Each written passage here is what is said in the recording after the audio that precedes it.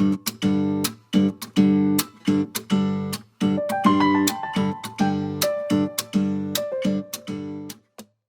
everyone.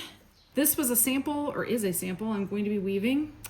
And I decided for this sample I'm going to lash on. And lashing on is one of those techniques that perhaps you've heard about, but you really weren't quite sure if it was something you need to learn or not. I would put this in your toolbox. This is a handy thing to have, and it does have specific uses. Now, there are rigid heddle weavers who lash on for every single warp. They think it's the best thing since sliced bread, and admittedly, it is pretty amazing. But I'm not one of those people. I use the technique when I think I need it. And in this case, the reason I'm using it is because I am using this yarn. It is called Bambu 7. Bamboo is by nature a little bit on the slippery side. And because it's slippery, it can be really hard to tension on your front apron rod with regular knots because the knots want to sort of shift and slide around a little bit. Now, it can be done. You don't have to do this. If you're going to tie on though with Bambu 7, I would recommend using actual knots, not bows.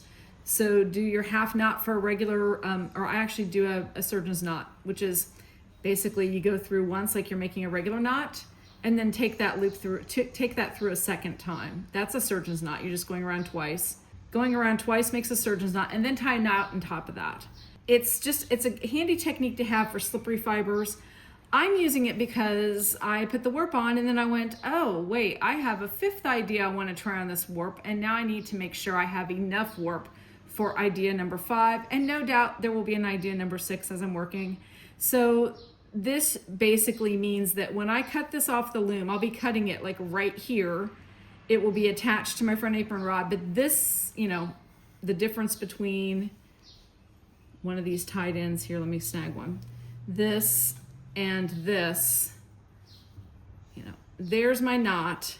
So I have that much warp waste on the front end of my loom. That's pretty impressive. So one thing that using lashing on is good for is when you're not really quite sure that you have enough warp for your project. Let's say you're trying to use one skein of sock yarn.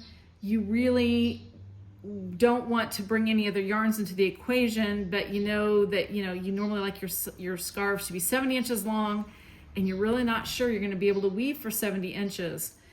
Using something like lashing on is going to give you just a little bit extra room on that warp. And when I cut here, I would have fringe.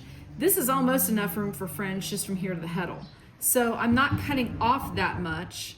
I am still, able to get a solid attachment to my front apron rod.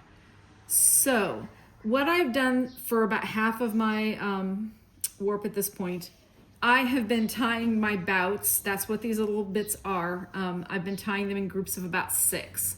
And I'm simply tying them with an overhand knot and making sure that I tie far enough up the bout that I don't leave any ends like right on the edge. But I want to get this knot fairly close to the end of my group. The other thing I'm checking for as I do that is I don't want to have any really loose, I'm gonna fake a loose thread here. I'm gonna come back here and just take one of these out. So let's say I tie this, I'll just do a really loose knot right here, and then I'll pull it all forward. I'll get all my ends into the bout, and then as I'm adjusting it, I realize that, oh, I've got this one here that's wrong. This one's obviously way out of tension. You want to make sure you don't have anything like that going on. You've got to do the best you can at this point to make sure, I didn't even tie that down very hard, and there it goes. Okay, you want to make sure that you've got all of these ends, give them a firm tug against your back beam so that they're as tight against the back beam as they can be before you tie this knot. And you're going to do this all the way across your warp. Now my warp is not very long, so that's not going to take me a whole lot longer. And now that I'm done playing, I'll just demonstrate that. I am putting my finger between the slot threads and the hole threads. I direct warped this particular sample, meaning that I took every, my warp ends are doubled. So when I pulled a slot through, or a doubled in through a slot, then I pulled a doubled in through a hole. So I threaded as I was direct warping. Easy to do if you're doing something where you're actually doubling your yarn, because you can either pull 2 loops through one slot and then come back through and thread one of those loops through one of the holes, or you could pull a loop through a hole, a loop through a slot, and achieve the same effect. So I definitely do my best to cut steps out whenever possible, or at least make them easier. All right, so I'm almost done tying my knots. And like I said, this is a very simple knot. I'm not doing anything fancy. I'm trying really hard not to like twist this before I tie it. I'm trying to keep the ends relatively straight so that when I tie the knot, I'm not putting like unnecessary twist into the bout. That's probably not going to be something you would do naturally, but it's something that some people might accidentally do naturally, and you just need to be aware of it. Then we need to get our knots lashed onto our apron rod, and we're going to do that with a lashing on cord. It's called a lashing on cord. It's literally just a piece of cotton. This is like a DK weight cotton, and what you need here is something that's not stretchy. It doesn't need to be abrasive either. It doesn't have to be anything heavy like seine twine or carpet warp or anything like that. Although carpet warp will work. I've done it with carpet warp before. It's a little thinner, but this works just fine. This is just like a DK or worsted weight cotton. And what I'm going to do is I'm going to pick up my first bout, and I always, for whatever reason, do this right to left, probably because I'm right-handed. I've tied my lashing cord onto my apron rod, and I'm gonna pull this through. And the first thing I wanna do is check how far this knot is from the bar. And it's way too far from my apron rod, so I'm gonna bring my apron rod back just a little bit. Now you gotta leave some room here for your fingers to get between the apron rod, because you're gonna have to bring your lashing cord over or under that as you go. So now I'm just gonna do each one of those bouts, and I'm also going to try to keep them even. I'm not using undue tension at this point. I'm not trying to get weaving tension. I'm just getting them onto the cord. We will retension all of this in another step in the future. For your cord, you're going to want, it's a little bit like hem stitching, you're going to want about 4 times the width of your warp as the length of your cord. I've actually tried to do this a couple times where I thought I had a long enough piece and I didn't find out till I was halfway through, and I simply just tied a decent knot into my lashing on cord and made sure that that knot ended up someplace other than inside one of the bouts, and that worked just fine. But you do want to make sure that you give yourself a little room for your hands here and a little room between the bouts and the apron rod itself. You don't want the knots to be right up against the apron rod, because then there's no way to add any additional adjustment to the tension. Now this looks like I'm gonna run out. What all that tells me is I need to make some adjustments. I know this is long enough. So one adjustment I can make is I can bring my apron rod a tad bit closer to my knots, and then all I'm gonna do is hold this end kind of taut and just take up some of the slack, and then that will give me the slack I need to finish. All right, let's get a couple more on here.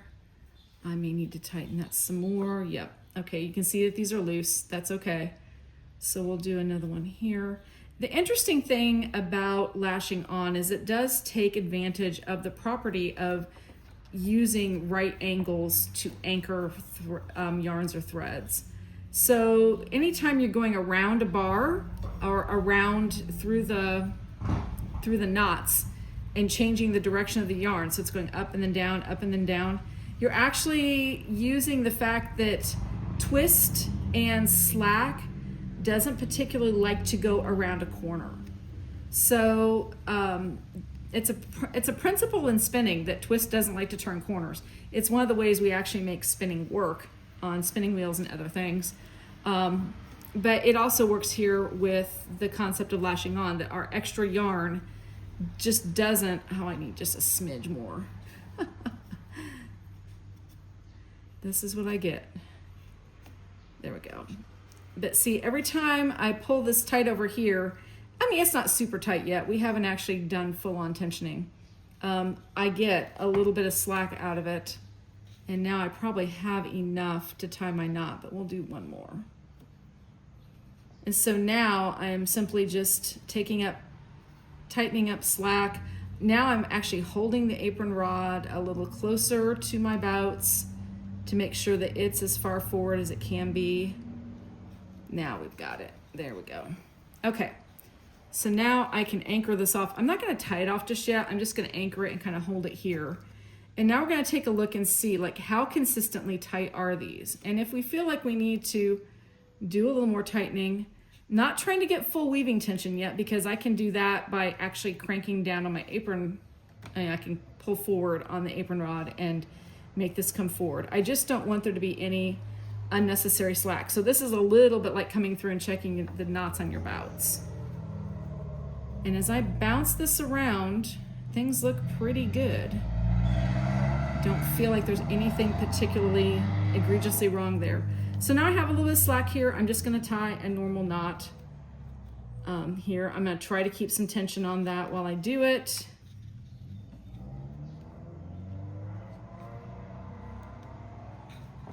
There we go.